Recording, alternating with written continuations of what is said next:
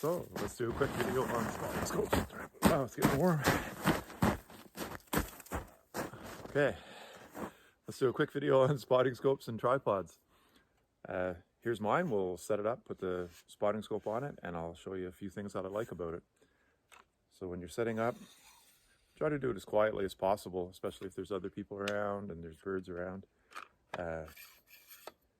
You will get some dirty looks if you show up and start doing this and the birds fly away. So hold it horizontally, take your legs out as nice and quietly as possible. So I like the quick release. So if you want to throw your tripod in the trunk of the car or whatever, you don't have your very expensive, very fragile scope attached to the tripod. And it's also quick and easy to switch out and put your camera on, or I sometimes like to take my scope and put it on a car window mount. So I just, no unscrewing or anything, you just, the quick release. There's a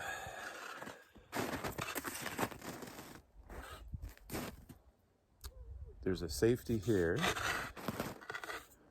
to stop somebody from, and I'm usually ready to catch it in case I don't have it right. So there's a safety here to stop somebody from inadvertently flipping that switch and dropping your scope. So you turn this little brass switch over and take it off. To put it back on, put it in at the front, push it down to the back until it clicks, double check that that's over, lock it, and be ready to catch it in case that didn't lock, because it does happen. And you would do this normally with it standing up straight. I just came closer to the camera. So the beauty of this head, it's a micro video head, very small, very lightweight video camera head. My first tripod was something that my dad had given me, and it had the two handles, one to turn it sideways for a portrait mode. It was a photography head, and it was very loose, and I always had to aim slightly higher than what I wanted to look at and hope when I let go, when it tipped forward, it was in place. And I hated my scope. I blamed my scope. I never liked it. I never used it. When I found one of these video heads, it totally changed the game. So you set your vertical and horizontal adjustment so it just stays in place. You can see my scope is tilting forward a little bit, so I tighten that up. On this side, there's a knob on this side. I tighten it until it stops. But now I can still move that very fluidly. I can track a bird. When the bird stops, I let go, it stays in place. And this will hold a very heavy lens. Like if it's a bigger scope or camera lens, it'll hold up to it. So I like that head. This is another head. It might be good for studio photography, but man, if you're using a spotting scope on one of these, do yourself a favor and try to save up and get one of these. They're about $150 or so. Not outrageously priced, but a little bit expensive. So this has no handle. You have to loosen it just so, and it'll fall over on you, and just not meant for a spotting scope. And there's a few tripods like that. There's one with 3 handles and it turns all different ways. Not meant for a spotting scope. With digital photography now, it doesn't matter that this camera or this tripod head doesn't tilt into portrait mode. You can crop that.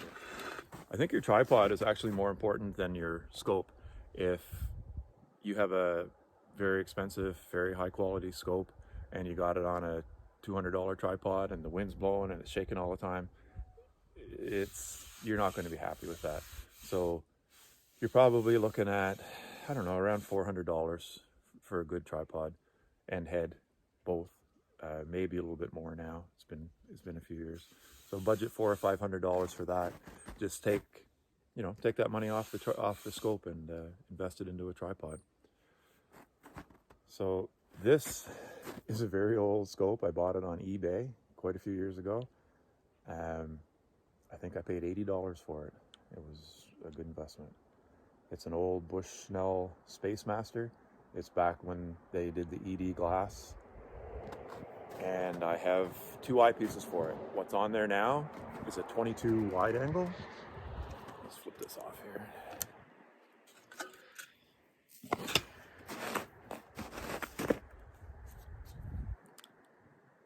So this eyepiece, hopefully you can see this.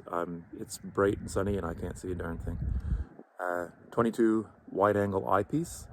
The field of view on this eyepiece at 22 is greater than the field of view on my zoom at 15.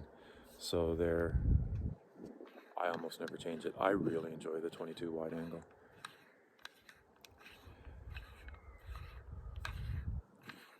Drop that. So you can see it's a large opening. There's lots of light coming through that eyepiece. Here's my zoom. In comparison, it's quite a bit smaller, and I assume that's zoomed out.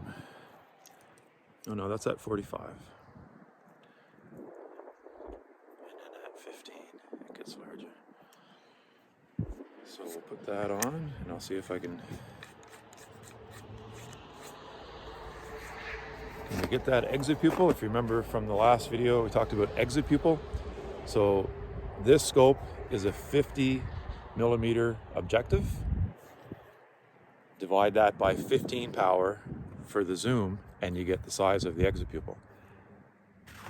So you can see the exit pupil.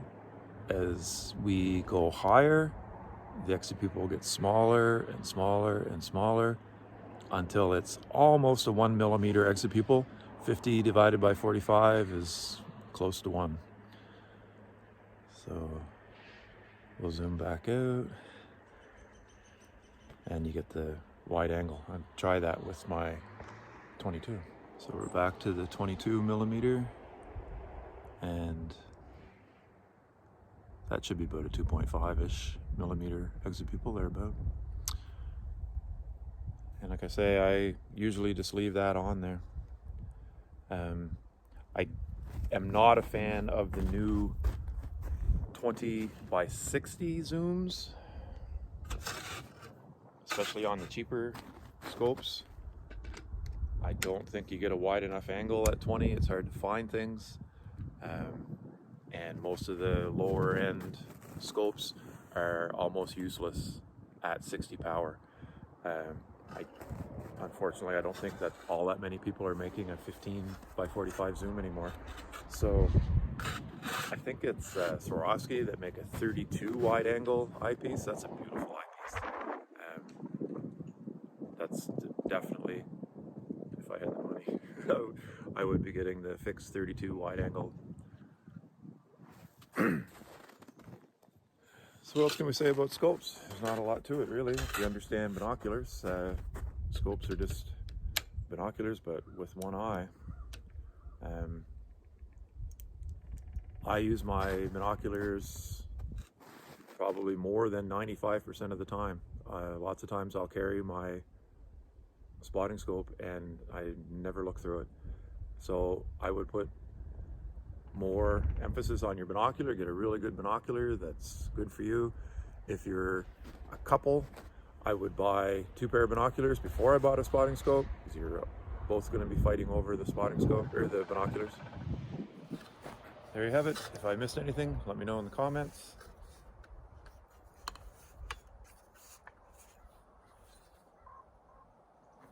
Let's go. You guys get to go do some birding. I have to go make some birdhouses.